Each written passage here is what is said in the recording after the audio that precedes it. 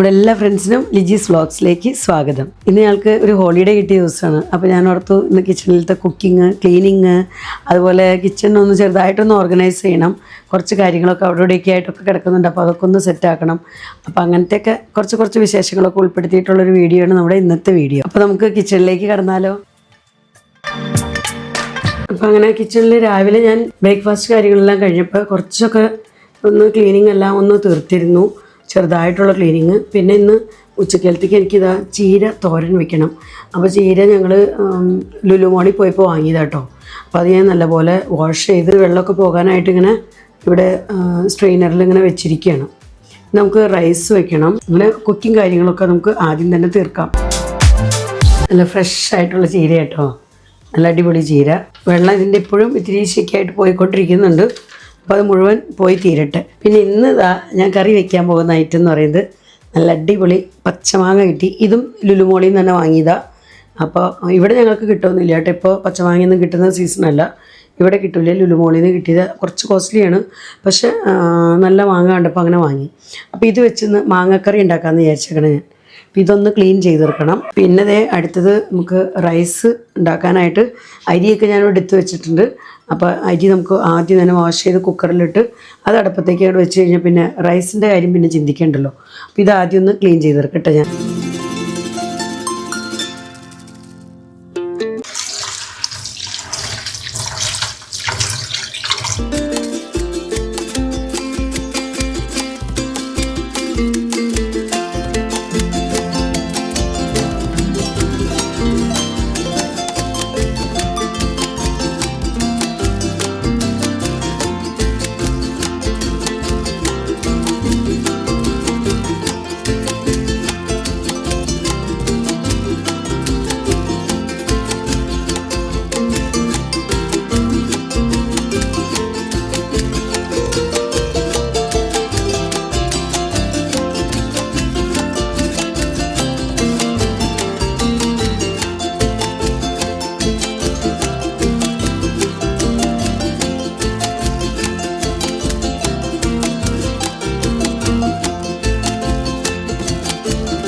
അപ്പോൾ നമ്മുടെ rice cooker അടപ്പത്തായിട്ടുണ്ട്.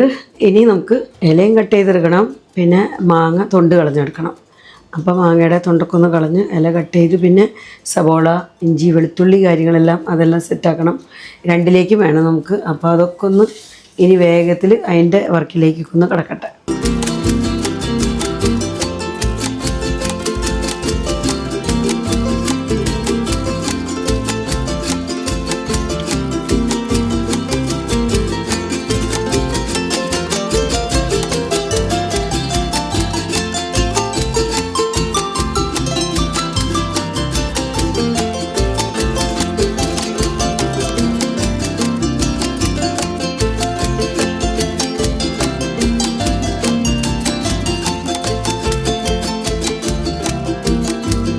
അപ്പോൾ അതേ നമ്മുടെ ചോറിൻ്റെ വിസിൽ,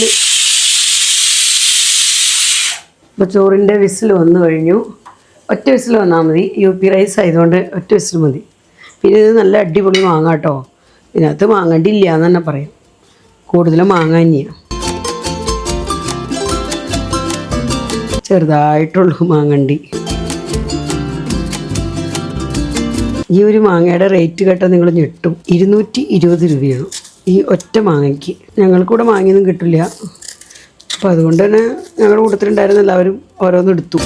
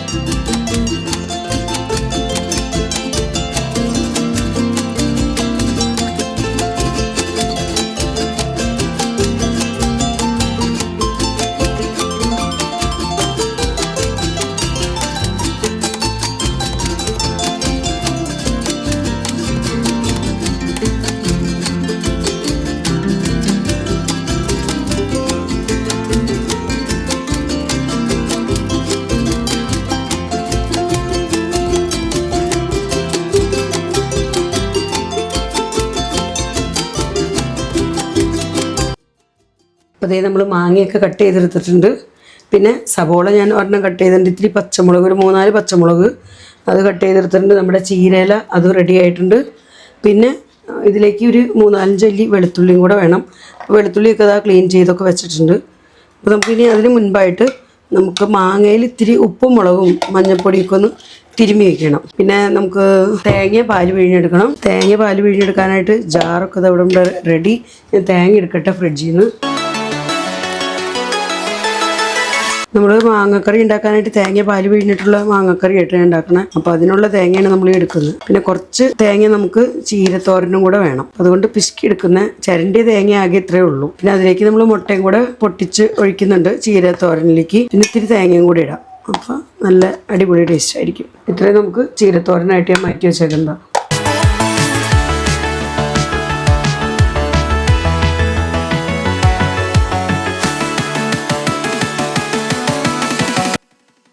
അപ്പോൾ അതേ നമ്മുടെ തേങ്ങയൊക്കെ ഇവിടെ റെഡി ആയിട്ടുണ്ട്. ഇനി നമുക്കിതിൻ്റെ ജ്യൂസ് ഒന്ന് എടുക്കണം. അങ്ങനെ ഒരു പണിയുണ്ട്. നമുക്ക് തൽക്കാലം ഇപ്പോൾ നീക്കി വയ്ക്കാം.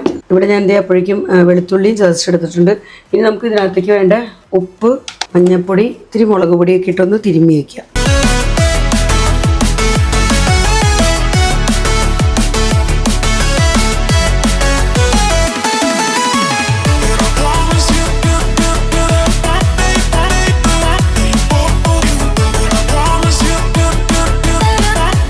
രണ്ട് മുളക് പൊടി ഇട്ടിട്ടുണ്ട് കേട്ടോ. എരിവിനുള്ളതും കാശ്മീരി മുളക് പൊടി രണ്ടും ഇട്ടിട്ടുണ്ട്. ഇതിലേക്ക് ഞാൻ ഒരു ശകലം വെളിച്ചെണ്ണ ചേർത്ത് കൊടുക്കുന്നുണ്ട്. വെളിച്ചെണ്ണ ചേർത്ത് നമുക്ക് നന്നായിട്ടൊന്ന് തിരുമ്മി വയ്ക്കാം. ഇത് സെറ്റായിട്ടുണ്ട്. ഇതിനി നമ്മൾ ചീരയില തോരനൊക്കെ ഉണ്ടാക്കി കഴിയുമ്പോഴേക്കും ഇത് റെഡി ആയിക്കോളും. അപ്പോൾ അതായത് നമുക്കിങ്ങനെ നീക്കി വയ്ക്കാം. ചീരയില തോരൻ ഉണ്ടാക്കാനായിട്ട് ഞാൻ എൻ്റെ പാൻ അടുപ്പത്ത് വെച്ചിട്ടുണ്ട്. പാൻ നല്ലപോലെ ചൂടായപ്പോൾ നമ്മൾ വെളിച്ചെണ്ണയിലാണ് ഉണ്ടാക്കുന്നത്. അപ്പോൾ ഒരു പ്രത്യേക ടേസ്റ്റ് ആയിരിക്കും നമ്മുടെ തോരന്. ഞാനിപ്പോൾ ഇതിലേക്ക് ഇത്തിരി കടുക് ഇട്ട് കൊടുക്കുന്നുണ്ട്. നമ്മൾ കട്ട് ചെയ്ത് വെച്ചതെല്ലാം ഇട്ട് കൊടുക്കണം കേട്ടോ. സബോളയും അതുപോലെ വെളുത്തുള്ളി ചതച്ചത്, പച്ചമുളക് കട്ട് ചെയ്തതെല്ലാം ഇടണം.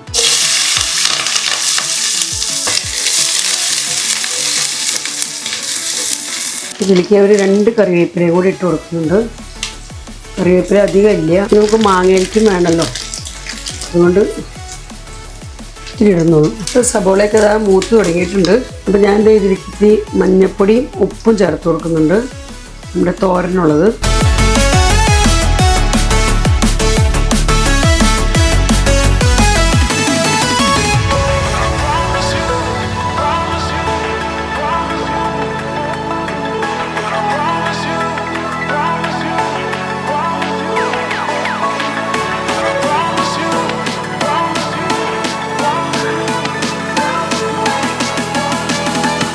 ഇനി ഞാൻ മാങ്ങക്കറിക്ക് വേണ്ട സബോളയും പിന്നെ 2 അല്ലി വെളുത്തുള്ളി ഇടുന്നുണ്ട്. സബോളയൊക്കെ കട്ട് ചെയ്തെടുക്കട്ടെ. തേങ്ങ പിഴിഞ്ഞ് പാലെടുക്കാനുണ്ട്. അപ്പോൾ ആ ജോലികളെല്ലാം തീർത്തിട്ട് നമുക്കിനി മാങ്ങക്കറി ഉണ്ടാക്കാം. നമുക്ക് ഇങ്ങനത്തെ ഡിവൈഡർ ബോക്സ് കിട്ടും. ഒത്തിരി കമ്പാർട്ട്മെൻറ്റ്സ് ആയിട്ടുള്ള ഇങ്ങനത്തെ ബോക്സ് കിട്ടും. അപ്പോൾ ഇത് നമുക്ക് മസാലയൊക്കെ ഇട്ട് വയ്ക്കാൻ, മഞ്ഞൾപ്പൊടിയും മല്ലിപ്പൊടി അങ്ങനത്തെയൊക്കെ ഇട്ട് വയ്ക്കാൻ അങ്ങനെ യൂസ് ചെയ്യാം. ഇങ്ങനത്തെ കാര്യങ്ങൾക്ക് യൂസ് ചെയ്യാം. ഞാനിങ്ങനെ എക്സ്ട്രാ വരുമ്പോൾ ഇഞ്ചി, വെളുത്തുള്ളി, അതുപോലെ ക്യാരറ്റൊക്കെ നമ്മൾ എടുത്തിട്ട് ബാക്കിയൊക്കെ ഉണ്ടെങ്കിൽ ചെറിയ കഷ്ണം, നാരങ്ങ, പച്ചമുളക്, ഇങ്ങനത്തെയൊക്കെ ഐറ്റംസ്, കറിവേപ്പില അങ്ങനത്തെയൊക്കെ നമുക്ക് ഇതിനകത്ത് ഇട്ട് വയ്ക്കാം. പിന്നെ ഞാൻ ഇതൊന്ന് കട്ട് ചെയ്തെടുക്കാം. പ്ലേറ്റ്സ് കാര്യങ്ങളെല്ലാം നമുക്ക് ഓരോന്നോരോന്നൂടെ വരുമ്പോൾ അപ്പോൾ നമ്മൾ കഴുകി വയ്ക്കുകയാണെങ്കിൽ കിച്ചൺ ക്ലീനിങ് ഭയങ്കര എളുപ്പമായിരിക്കും. കൂട്ടി ഇട്ട് കഴിഞ്ഞാൽ എന്തായാലും ലോഡ് കൂടുള്ളൂ നമുക്ക്. അപ്പോൾ അതുകൊണ്ട് എനിക്കാണെങ്കിൽ ഇഷ്ടമല്ല അങ്ങനെ കിടക്കുന്നത്. അതുകൊണ്ട് ഞാൻ എന്തെങ്കിലും നിവൃത്തി ഉണ്ടെങ്കിൽ അപ്പം തന്നെ കഴുകും. പിന്നെ നിവൃത്തിയില്ല, സമയമില്ലാത്ത അങ്ങനത്തെ ഒരു സാഹചര്യം വന്നാൽ മാത്രമേ ഞാൻ ഇട്ടിട്ട് പോവുള്ളൂ. അല്ലെങ്കിൽ അപ്പം തന്നെ ഞാൻ അത് കഴുകി വയ്ക്കാറുണ്ട്.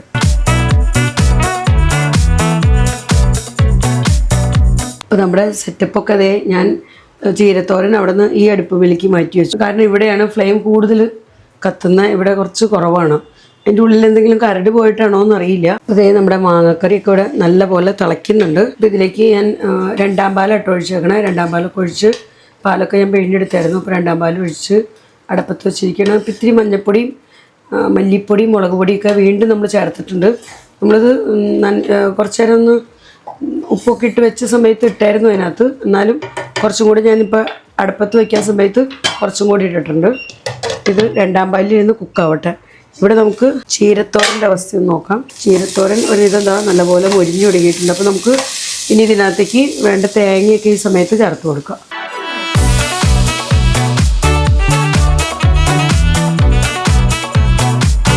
ഇനി ഞാൻ ഇതിനകത്തേക്ക് ഒരു 1-2 മുട്ടയും കൂടെ പൊട്ടിച്ചൊഴിക്കുന്നുണ്ട്. 2 മുട്ട ഞാൻ ഇതിനകത്തേക്ക് പൊട്ടിച്ചൊഴിച്ചിട്ടുണ്ട്. അപ്പോൾ നമ്മൾ ആ മുട്ട പൊട്ടിച്ചൊഴിച്ചേക്കണേലേക്ക് ഒരു ശകലം ഉപ്പിട്ട് കൊടുക്കുന്നുണ്ട്. ആ ഭാഗത്തിന് ഉപ്പ് കുറവാവണ്ട. അപ്പോൾ മുട്ടയ്ക്കുള്ള ആവശ്യത്തിനുള്ള ഉപ്പും കൂടെ ഇപ്പോൾ ചേർത്തിട്ടുണ്ട്. നമുക്ക് നല്ലപോലെ ഒന്ന് ഫ്ലെയിമൊക്കെ ഒന്ന് കൂട്ടി വെച്ചിട്ട് നല്ലപോലെ ഒന്ന് മിക്സാക്കി കൊടുക്കാം.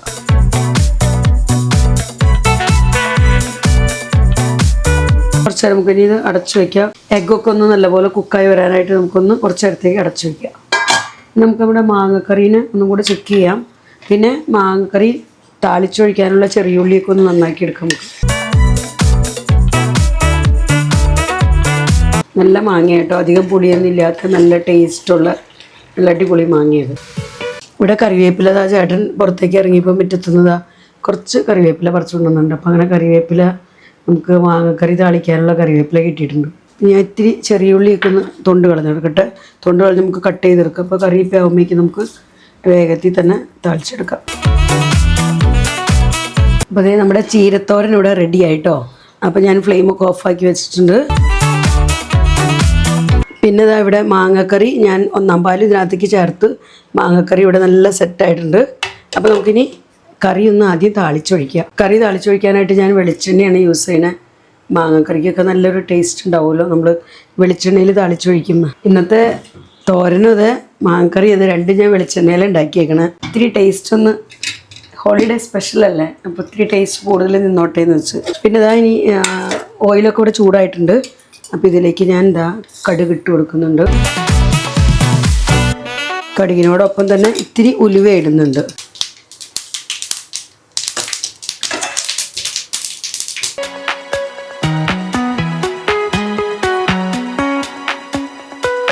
ഇവിടെ നമ്മുടെ കറി താളിച്ച് വയ്ക്കാനായിട്ട് ഇത്തിരി വറ്റൽമുളകും ഇത്തിരി ചെറിയുള്ളി ഞങ്ങൾ ലുലുമോളിൽ നിന്ന് വാങ്ങിയതാണ്.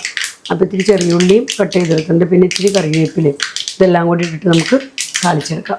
ലഞ്ചൊക്കെ കഴിഞ്ഞിട്ട് വേണം കിച്ചൺ ക്ലീനിങ് ഒക്കെ ഒന്ന് ചെയ്യാനായിട്ട്.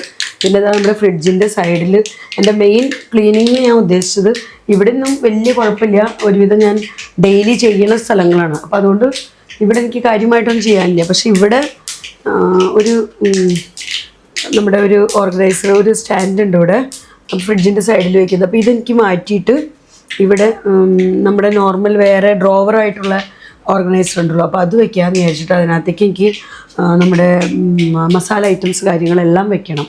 ഇപ്പം നമ്മൾ കടയിൽ നിന്നൊക്കെ വാങ്ങിച്ചുകൊണ്ടെന്ന് ഞാനിങ്ങനെ ബിഗ് ഷോപ്പറിൽ തന്നെ വെച്ച് ആവശ്യത്തിന് എടുക്കുകയൊക്കെ ചെയ്യണം. അപ്പോൾ ഞാനോർത്ത് അതിലേക്കൊന്ന് അറേഞ്ച് ചെയ്ത് വെക്കാമെന്ന്.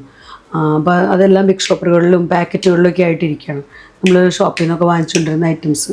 അപ്പോൾ അങ്ങനത്തെ ഡ്രോവർ ഉണ്ടെങ്കിൽ പിന്നെ എലിയോ പാറ്റയോ ഒന്നും കയറിയില്ല, അങ്ങനത്തെ ശല്യമൊന്നുമില്ല, നമുക്കത് അടച്ചു വെക്കുകയും ചെയ്യാം.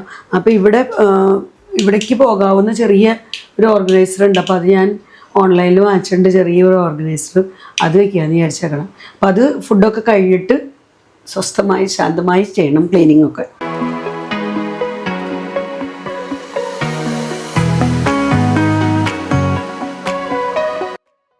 അപ്പോൾ അതേ നമ്മുടെ ഉള്ളിയൊക്കെ ഇവിടെ നല്ലപോലെ മൂത്തിട്ടുണ്ട്. ഉള്ളിയും വറ്റൽമുളക് കറിവേപ്പില എല്ലാം നല്ലപോലെ മൂത്തിട്ടുണ്ട്. അപ്പോൾ ഞാൻ അതിൻ്റെ ഫ്ലെയിമൊക്കെ ഓഫാക്കി കറിയിലേക്ക് ഒഴിക്കാം കേട്ടോ.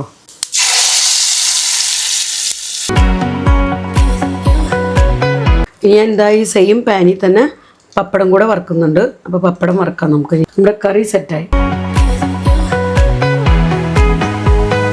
പാനിപ്പോൾ നല്ല ചൂടായിരിക്കണം. നമുക്ക് വേഗം ഓയിൽ ഒഴിച്ചു കൊടുക്കാം.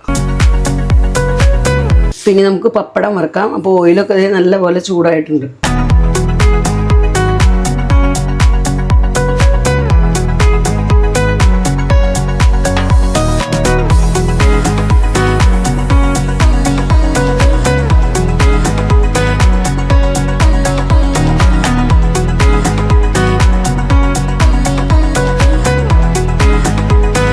അങ്ങനെ പപ്പടമൊക്കെ വറുത്ത് കഴിഞ്ഞു. അപ്പോൾ നമ്മുടെ ലഞ്ച് റെഡി ആയിട്ടുണ്ട്. ചോറും ഇവിടെ കുക്കായി റെഡി ആയിരിക്കുന്നുണ്ട്. നമ്മുടെ അടിപൊളി മാങ്ങക്കറി, തേങ്ങാപ്പാൽ പിഴിഞ്ഞ മാങ്ങക്കറിയും പപ്പടവും പിന്നെ ചീര ഇല തോരനും എല്ലാം റെഡി. അപ്പോൾ ഞങ്ങൾ ഇനി ലഞ്ച് കഴിക്കട്ടെ, എന്നിട്ട് ബാക്കി ക്ലീനിങ് കാര്യങ്ങളെല്ലാം നമുക്ക് ചെയ്യാം. അപ്പോൾ അങ്ങനെ ഞങ്ങളുടെ ലഞ്ചൊക്കെ കഴിഞ്ഞു. അപ്പോൾ ലഞ്ച് കഴിക്കുന്നൊക്കെ കഴിഞ്ഞ് പ്ലേറ്റ്സ് കാര്യങ്ങളെല്ലാം വാഷ് ചെയ്തൊക്കെ വെച്ചിട്ടുണ്ട്. ഇനി വേഗത്തിൽ ചെറിയൊരു ക്ലീനിങ്. അപ്പോൾ നമ്മുടെ ക്ലീനിങ്ങിൻ്റെ ഫസ്റ്റ് പണി എന്ന് പറഞ്ഞു കഴിഞ്ഞാൽ ഞാനിവിടുന്ന് നമ്മുടെ ഈ ഓർഗനൈസറിന് പുറത്തേക്ക് ചാടിക്കണം. ഇതിപ്പോൾ കുറേ നാളായി എനിക്ക് ടൈമും കിട്ടാറില്ല എത്ര ക്ലീൻ ചെയ്യാൻ. പിന്നെ ഇതിനകത്ത് നമ്മളിങ്ങനെ സൈഡിലായിട്ട് ഇങ്ങനെ വെക്കുന്നതുകൊണ്ട് ഓപ്പൺ ആയിട്ടല്ലേ ഇരിക്കുകയുള്ളൂ. അപ്പോൾ എലി പാറ്റ കാര്യങ്ങളൊക്കെ എല്ലാം വരാനൊക്കെ സാധ്യതയുണ്ട്. അപ്പോൾ അതുകൊണ്ട് നമുക്ക് ഇങ്ങനത്തെ പ്ലേറ്റ് കാര്യങ്ങളൊക്കെ വെക്കാൻ പറ്റുള്ളൂ. മസാല ബോട്ടിൽസ് അല്ലെങ്കിൽ മസാല ഐറ്റംസ് പാക്കറ്റുകൾ അതൊന്നും നമുക്ക് വയ്ക്കാൻ പറ്റില്ല. പിന്നെ ഇതൊക്കെ ഇങ്ങനെ ആകെ പൊടി പിടിച്ചിരിക്കുക. കുറേ ദിവസമായി ഞാനിത് ക്ലീൻ ചെയ്തിട്ട്. അപ്പോൾ ഇതെനിക്ക് കംപ്ലീറ്റ്ലി ഇന്ന് ക്ലീൻ ചെയ്യണം. അപ്പോൾ ഞാനിതിനെ കിച്ചണിൽ നിന്ന് തന്നെ പുറത്തേക്ക് കളർത്തണം. അപ്പോൾ ഇതുവേ ഉള്ള ഈ പ്ലേറ്റ്സ് കാര്യങ്ങളെല്ലാം നമുക്ക് കിച്ചണിലേക്ക് വേണ്ട ഐറ്റംസ് എല്ലാം ഞാൻ ഇതിൽ നിന്ന് വാഷ് ബേസിലേക്ക് എടുത്തിരുന്നു. അപ്പോൾ ഫ്രീ ടൈം കിട്ടുമ്പോൾ ഇതൊക്കെ കഴുകിയെടുത്ത് വയ്ക്കാം.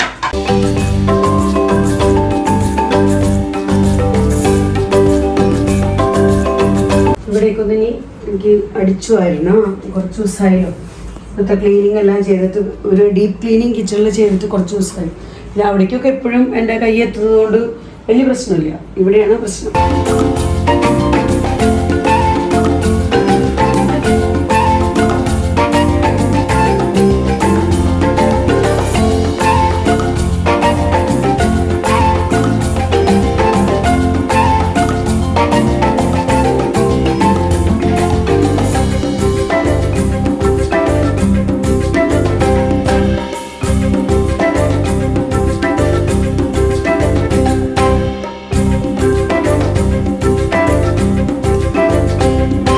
അടിച്ചു വാരിയൊക്കെ കഴിഞ്ഞ് കഴിഞ്ഞൊന്ന് തുടച്ചും കൂടി ഇടാം. നമുക്ക് ഫാൻ ഓണാക്കാം, അല്ലെങ്കിൽ വേഗത്തിൽ ഉണങ്ങി കിട്ടില്ല.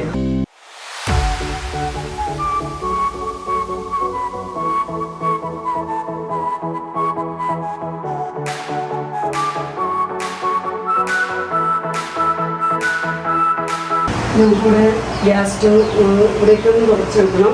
അപ്പോൾ നമ്മുടെ മൾട്ടി പർപ്പസ് കിച്ചൺ ക്ലീനർ വെച്ചിട്ടോ ഞാൻ തുടയ്ക്കുന്നത്. ഇതാകുമ്പോൾ വേഗത്തിൽ എന്തെങ്കിലും കഴുക്കും കരിയൊക്കെ പിടിച്ചിട്ടുണ്ടെങ്കിൽ വേഗത്തിൽ പോയി കിട്ടും.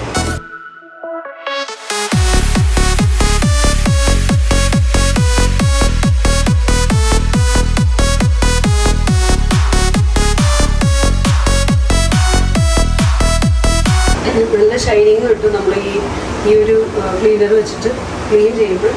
അപ്പോൾ അത് തന്നെ വേണമെന്നില്ല, നമുക്ക് സോഡ പൗഡറും അതുപോലെ വിനീഗറൊക്കെ ഒഴിച്ച് അല്ലെങ്കിൽ ഡിഷ് വാഷ് ലിക്വിഡ് ഒഴിച്ചിട്ടായാലും മതി. നല്ലപോലെ ക്ലീനാക്കി എടുത്താൽ മതി. ഇതാകുമ്പോൾ നമുക്ക് ഇത്തിരി എളുപ്പമുണ്ട്. ക്ലീനറൊക്കെ വെച്ച് ഞാൻ 2 ദിവസമൊക്കെ എത്തുമ്പോൾ ക്ലീൻ ചെയ്യാറുള്ളൂ, അല്ലെങ്കിൽ നോർമലി ഇങ്ങനെ തുടച്ചിടാറുള്ളൂ. നല്ലൊരു ഷൈനിങ് കിട്ടും. നമ്മുടെ ക്ലീൻ ചെയ്തോട് മാറിക്കഴിയുമ്പോഴേക്കും നല്ലൊരു ഷൈനിങ് നമുക്ക് കാണാൻ പറ്റും.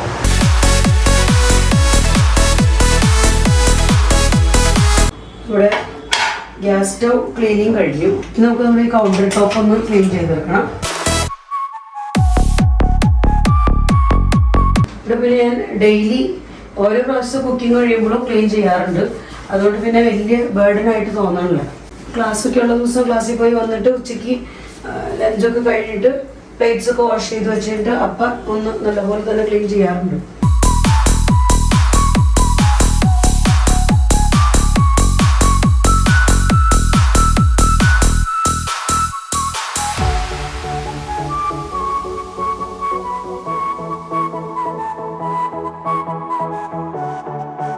ഇനി നമുക്ക് കവേർഡ്സിൻ്റെ ഡോറുകളൊക്കെ ഒന്ന് വൈപ്പ് ചെയ്ത് കൊടുക്കണം. അതുപോലെ തന്നെ ഇവിടുത്തെ ഈ കൗണ്ടർ ടോപ്പും ഒന്ന് നമുക്ക് വൈപ്പ് ചെയ്ത് കൊടുക്കാം.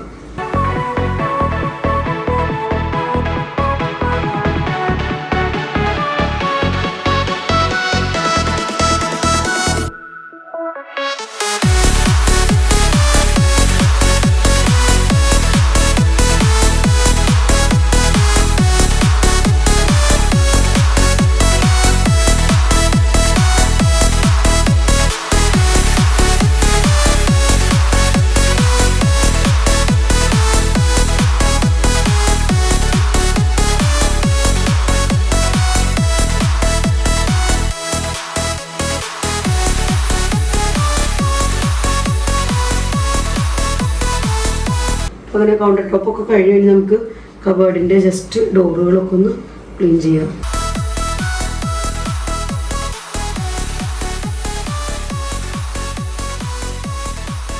ഈ വർക്കൊക്കെ നമ്മൾ ആഴ്ചയിൽ ഒരിക്കലെങ്കിലും ചെയ്താൽ മതി. ഇങ്ങനത്തെ വർക്കുകളൊക്കെ കൗണ്ടർ ടോപ്പിൻ്റെ ഒക്കെ കാര്യങ്ങൾ എന്ന് പറഞ്ഞാൽ ഓരോ പ്രാവശ്യത്തെ കുക്കിംഗ് കഴിയുമ്പോൾ നമ്മൾ ചെയ്യണം.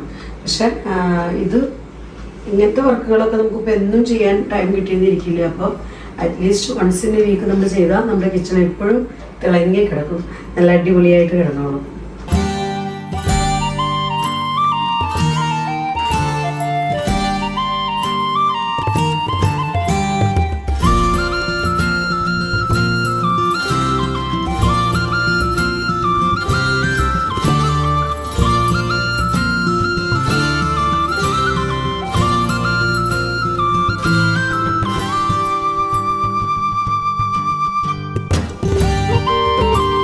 അപ്പോൾ അങ്ങനെ ഒരുവിധം ക്ലീനിങ് ഒക്കെ കഴിയും. ജസ്റ്റ് നമുക്ക് ഫിൽറ്ററിൻ്റെ പുറത്തു കൂടെ ഒന്ന് തുടച്ചു കൊടുക്കണം.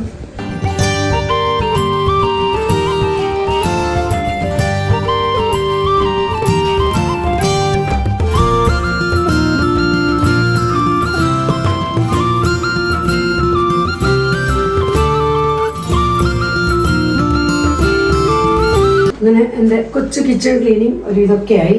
ഇനി നമുക്ക് ഓർഗനൈസർ ഒന്ന് ഫിറ്റ് ചെയ്യണം. അപ്പോൾ ഞാൻ എടുത്തുകൊണ്ട് വരാം ഓർഗനൈസർ. കൂടുതൽ വെച്ച് വേഗത്തിൽ ഫിറ്റ് ചെയ്ത് വയ്ക്കുക. ചെറിയ ഓർഗനൈസറാണ്. അതിലേക്ക് എനിക്ക് എടുത്ത് വെക്കേണ്ട ഐറ്റംസൊക്കെ എനിക്ക് സമയം കിട്ടുമ്പോൾ എടുത്ത് വെക്കാമല്ലോ. അപ്പോൾ ചേട്ടൻ വീട്ടിലുള്ള സമയം, അപ്പോൾ ചേട്ടനോട് ഞാൻ പറഞ്ഞിട്ടുണ്ട് ഒന്ന് ഫിറ്റ് ചെയ്ത് തരാനായിട്ട്.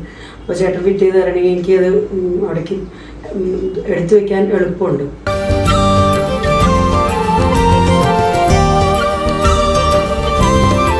നമ്മൾ കിച്ചണിലേക്ക് ഇതിനിടയ്ക്ക് വാങ്ങിച്ച മാറ്റാണിത്. അപ്പോൾ ഇത് ആവശ്യം ലെങ്ത് ഉള്ളതാണല്ലോ. അപ്പോൾ ഞാൻ ഓർത്തുന്ന ഇത് ഇവിടേക്ക് ഇടാന്ന്. കാരണം അപ്പുറത്തെ റൂമിൽ ടൈലാണ്, നമുക്ക് നമ്മുടെ ലിവിങ് റൂമിൽ ടൈലിട്ടേക്കുന്നത്. അപ്പോൾ അവിടെ ഇത് ചെറുതായിട്ടൊന്ന് സ്ലിപ്പ് ആവണുണ്ട്. ഇവിടെ എന്ന് പറഞ്ഞാൽ നമ്മൾ ടൈലല്ല ഇട്ടേക്കുന്നത്, ടൈലിൻ്റെ പോലത്തെ ആ ഒരു പേപ്പർ ഒട്ടിച്ചേക്കുന്നതാണ്. അപ്പോൾ ഇവിടെ കുറച്ച് ദിവസം ഇട്ട് നോക്കാം എങ്ങനെയുണ്ടെന്ന് അറിയാം. പിന്നെ അവിടേക്ക് വേറെ വാങ്ങിക്കാമെന്ന് വിചാരിച്ചു. വേറെ നോക്കുന്നുണ്ട്. റബ്ബറിൻ്റെ ഒക്കെ കിട്ടണമെങ്കിൽ ചിലപ്പോൾ കൂടുതൽ നല്ലത് അതായിരിക്കും അവിടേക്ക്.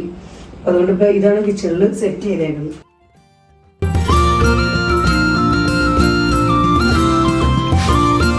അതെ, ഇതാണ് നമ്മുടെ ഓർഗനൈസർ. ഇത് ഞാൻ ഓൺലൈനിൽ വാങ്ങിയതാണ്. മീഷോയാണോ ഫ്ലിപ്കാർട്ടാണോ എന്ന് ഓർമ്മയില്ല.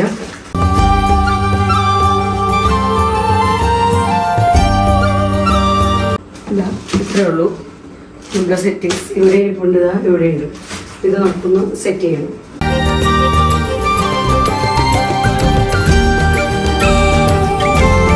ഇതിനകത്ത് നമുക്ക് ഇതിങ്ങനെ കണക്ട് ചെയ്യാനുള്ള ഒരു പൈപ്പ് കാര്യങ്ങളൊക്കെ ഒരു തന്നിട്ടുണ്ട്.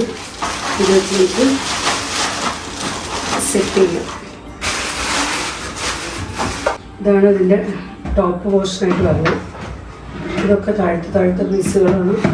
നമുക്കത് ഓരോന്നായിട്ട് ആരംഭിക്കാം. അപ്പോൾ ചേട്ടൻ ഫിറ്റ് ചെയ്തോളൂ. ചേട്ടനെ ഇട്ടില്ല.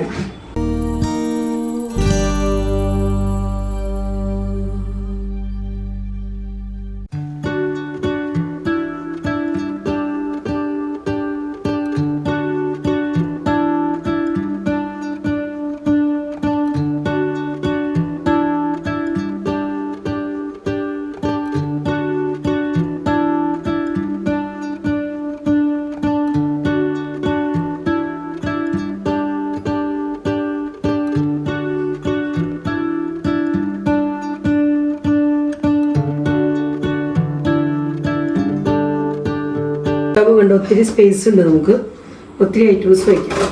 വളരെ സ്ട്രോങ് ഒന്നും ആയിരിക്കില്ല, അത് പ്ലാസ്റ്റിക്കിൻ്റെയാണ്. അപ്പോൾ അത്രയും നമുക്കൊക്കെ പ്രതീക്ഷിച്ചാൽ മതി. എന്നാലും കുറച്ച് കാലത്തേക്ക് നമുക്ക് ഉപയോഗിക്കാമല്ലോ. അപ്പോൾ കഴിഞ്ഞ വർഷം ഞാൻ വാങ്ങിച്ച അവിടെ ഹോളിലിട്ടിട്ടുണ്ട് ഒരെണ്ണം. അതിപ്പോൾ 1 ഇയറൊക്കെ ആയിട്ടുണ്ട്. ഒരു കുഴപ്പം വന്നിട്ടില്ല ഇതുവരെ. അപ്പോൾ നമ്മൾ പിന്നെ തീരെ ചെറിയ കുട്ടികളൊന്നും ഇല്ലല്ലോ അങ്ങനെ തല്ലി പൊട്ടിക്കാനൊന്നും. പിന്നെ കുഴപ്പമില്ല. നമുക്ക് പാക്കറ്റ് കാര്യങ്ങളൊക്കെ വയ്ക്കാനൊക്കെ ആയിട്ടാണ് മെയിൻലി. ജസ്റ്റ് ഒന്ന് ഉള്ളൊന്ന് വൈപ്പ് ചെയ്തിട്ട് നമുക്ക് വയ്ക്കാം. 6 എണ്ണം കേട്ടോ ഇതിനകത്ത്. 6 ഡ്രോവറായിട്ടുണ്ട് ഇതിനകത്ത്. എല്ലാം ഡിഫറെൻറ്റ് കളേഴ്സാണ്. കാണുമ്പോൾ നല്ല കളർഫുൾ. അപ്പോൾ സ്റ്റാർട്ട് ചെയ്യാം ചേട്ടാ. ഇതാണ് ഏറ്റവും താഴത്തെ അല്ലേ? താഴേക്ക് എന്നെ കൊണ്ട് തന്നെ ചെയ്യിപ്പിക്കുന്നോന്ന് ചേട്ടാ. അപ്പോൾ ഇനി ഇവിടുന്ന് ഇവിടെയുള്ള ഡ്യൂട്ടി ചേട്ടനെ ഏൽപ്പിച്ചേക്കണം. പിന്നെയുള്ളതൊക്കെ ചേട്ടൻ ചെയ്യട്ടെ.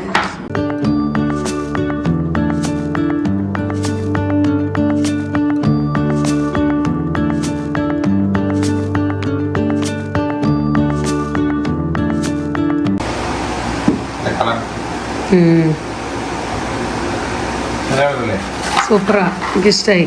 നല്ല കളർ.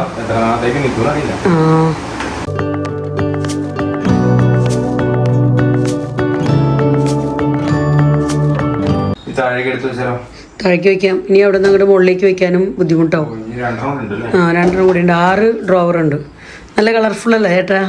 എല്ലാം കയറും കയറേണ്ടതാണ്. ഓക്കെ, കൊള്ളേ?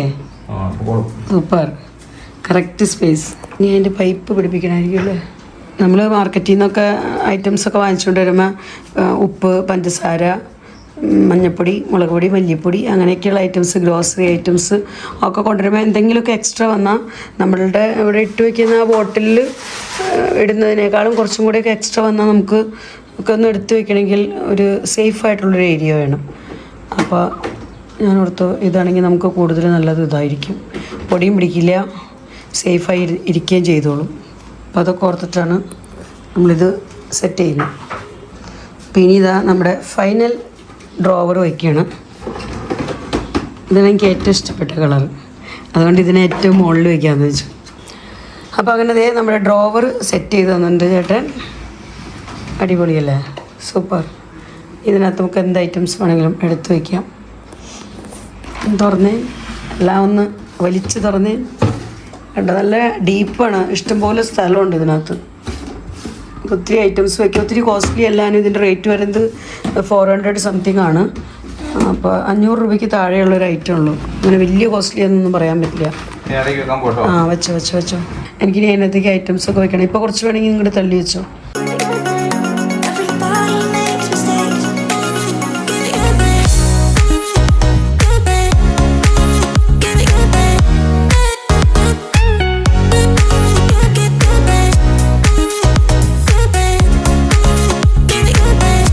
മസാല ഐറ്റംസൊക്കെ ഞാൻ ഏറ്റവും മുകളിൽ തന്നെ വെക്കണം. കാരണം നമുക്കത് എപ്പോഴും ആവശ്യമുള്ളതല്ലേ. ബാക്കി പൗഡർ കാര്യങ്ങളെല്ലാം അതിവിടെ വേറെ ഡ്രോവറിൽ, അങ്ങനെയൊക്കെ നമ്മുടെ ആവശ്യത്തിനനുസരിച്ച് നമുക്ക് എളുപ്പത്തിൽ എടുക്കേണ്ട ഐറ്റംസ് അങ്ങനെ നമ്മുടെ വീട്ടാവശ്യമൊക്കെ നോക്കി അങ്ങനെ നമുക്ക് അറേഞ്ച് ചെയ്ത് വെക്കാം. ഇത്രയൊക്കെയുള്ളൂ നമ്മുടെ ഇന്നത്തെ കിച്ചൺ ക്ലീനിങ്, ഡീപ്പ് ക്ലീനിങ് വിശേഷങ്ങൾ. അതുപോലെ ഇതിനകത്ത് ഞാൻ നമ്മുടെ ഹോളിഡേയിലത്തെ ലഞ്ച് പ്രിപ്പറേഷൻ കാര്യങ്ങളും ഉൾപ്പെടുത്തിയിട്ടുണ്ട്. ഇനി നമുക്ക് ലിവിങ് റൂമും ബെഡ്റൂം കാര്യങ്ങളെല്ലാം ക്ലീനിങ് ഉണ്ട്. അപ്പോൾ ഞാൻ വിചാരിച്ചേക്കണം ഓരോ ദിവസവും ഓരോ സൺഡേയിലോ അല്ലെങ്കിൽ ഹോളിഡേ ഒക്കെ കിട്ടുന്ന സമയത്തൊക്കെ നോക്കി ഓരോ ദിവസം ഓരോ സ്ഥലമായിട്ട് ക്ലീൻ ചെയ്യാമെന്നാണ്. എല്ലാം കൂടി നമ്മൾ ഒരു ദിവസം തന്നെ ചെയ്യാമെന്ന് വെച്ചാൽ നമ്മളും എടുത്തു പോകും, നമുക്ക് അത്രയും ടൈമും ഇല്ല. അപ്പോൾ ഇങ്ങനെ ഹോളിഡേ ഒക്കെ കിട്ടുമ്പോൾ ഞങ്ങൾക്ക് ഭയങ്കര സന്തോഷമാണ്. നമ്മുടെ ജോലികളൊക്കെ നമുക്ക് പെൻഡിങ് കിടക്കുന്നതൊക്കെ ചെയ്യാൻ പറ്റുന്ന ഒരു ദിവസമാണ് ഹോളിഡേ എന്ന് പറയുന്നത്. പിന്നെ നമ്മുടെ കിച്ചൺ ചെറുതോ വലുതോ ആവട്ടെ, ഇതിപ്പോൾ ഞങ്ങൾക്ക് സ്കൂളിൽ നിന്നുള്ള ക്വാർട്ടേഴ്സാണ്, ക്വാർട്ടേഴ്സിൻ്റെ കിച്ചണാണ്. അപ്പോൾ വളരെ ചെറിയൊരു കിച്ചണാണ്. പക്ഷേ നമ്മുടെ ഈ കൊച്ചു കിച്ചണേയും നമുക്ക് സ്വർഗം പോലെ ഒരു കൊച്ചു സ്വർഗ്ഗമാക്കാം. നമുക്ക് മനസ്സുണ്ടെങ്കിൽ നമുക്ക് നല്ലപോലെ നീറ്റ് ആൻഡ് ക്ലീൻ ആക്കിയിട്ട് നമ്മുടെ ഓരോ ജോലികളും കഴിയുമ്പോഴും ഓരോ പ്രാവശ്യം നമ്മൾ കുക്കിംഗ് കാര്യങ്ങളെല്ലാം കഴിയുമ്പോൾ നീറ്റ് ആൻഡ് ക്ലീൻ ആക്കിയിട്ട് കഴിഞ്ഞാൽ നമ്മുടെ കിച്ചൺ എപ്പോഴും നല്ല ഷൈനിങ് ആയിട്ട് കിടക്കും. അതുപോലെ തന്നെ നല്ല നീറ്റ് ആൻഡ് ക്ലീൻ ആയി കിടന്നോളും. അപ്പോൾ നമ്മൾ തന്നെ വേണം നമ്മുടെ കിച്ചണിനെ ഭംഗിയുള്ളതാക്കാനായിട്ട്. അപ്പോൾ അതിന് എന്തൊക്കെ നമുക്ക് ചെയ്യാൻ പറ്റും അതൊക്കെ നമ്മൾ പറ്റുന്ന പോലെയൊക്കെ ചെയ്യാൻ സമയം കിട്ടുന്നതിനനുസരിച്ച് നമ്മൾ അഡ്ജസ്റ്റ് ചെയ്ത് നമ്മുടെ ജോലികളെ സെറ്റാക്കുക, അറേഞ്ച് ചെയ്യുക. അപ്പോൾ ഇങ്ങനെയൊക്കെയാണ് ഞാൻ എൻ്റെ കൊച്ചു കിച്ചണിനെ എന്നെക്കൊണ്ട് പറ്റുന്ന രീതിയിലൊക്കെ നീറ്റ് ആൻഡ് ക്ലീൻ ആക്കിയിടുന്നത്. അപ്പോൾ അതുകൊണ്ടാണ് ഞാൻ ഈ വീഡിയോ നിങ്ങളുടെ അടുത്തേക്കും കൂടെ ഒന്ന് ഷെയർ ചെയ്യാമെന്ന് വിചാരിച്ച്. നിങ്ങളും ഇങ്ങനെയൊക്കെ തന്നെ ചെയ്യുന്നവരായിരിക്കും. എങ്കിലും ജോലിക്കൊക്കെ പോകുന്നവർക്ക് പ്രത്യേകിച്ച് ഒട്ടും തന്നെ സമയം കിട്ടില്ല, അവരൊക്കെ വളരെ ബിസി ആയിരിക്കും. അപ്പോൾ അങ്ങനെയുള്ളവരൊക്കെ ഇങ്ങനെ ഹോളിഡേ ഒക്കെ കിട്ടുന്ന സമയത്ത് മാക്സിമം ഹോളിഡേ ഒക്കെ യൂസ് ചെയ്യുക. അപ്പോൾ ഇന്നത്തെ വീഡിയോ ഞാനിവിടെ അവസാനിപ്പിക്കുകയാണ്. വീഡിയോയെക്കുറിച്ചുള്ള നിങ്ങളുടെ അഭിപ്രായങ്ങളെല്ലാം കമൻസിലൂടെ അറിയിക്കാൻ മറക്കരുത്. വീഡിയോ നിങ്ങൾക്ക് ഇഷ്ടപ്പെടുന്നുണ്ടെങ്കിൽ ലൈക്ക് ചെയ്യാനും ഷെയർ ചെയ്യാനും സബ്സ്ക്രൈബ് ചെയ്യാനും എന്നെ സപ്പോർട്ട് ചെയ്യാനൊന്നും ഒട്ടും തന്നെ മറക്കരുത് കേട്ടോ. ഫേസ്ബുക്കിലാണ് നിങ്ങൾ എൻ്റെ വീഡിയോ കാണുന്നതെങ്കിൽ ലിജീസ് ബോക്സ് എന്നുള്ള ഫേസ്ബുക്ക് പേജ് ഫോളോ ചെയ്ത് എന്നെ സപ്പോർട്ട് ചെയ്യണേ. എങ്കിലേ പുതിയ വീഡിയോസൊക്കെ ഞാൻ ഇടുമ്പോൾ നിങ്ങൾക്ക് അതിന് നോട്ടിഫിക്കേഷൻ ലഭിക്കുകയുള്ളൂ. അപ്പോൾ വീണ്ടും നമുക്ക് നല്ലൊരു അടിപൊളി വീഡിയോയുമായി കാണാം. Bye bye.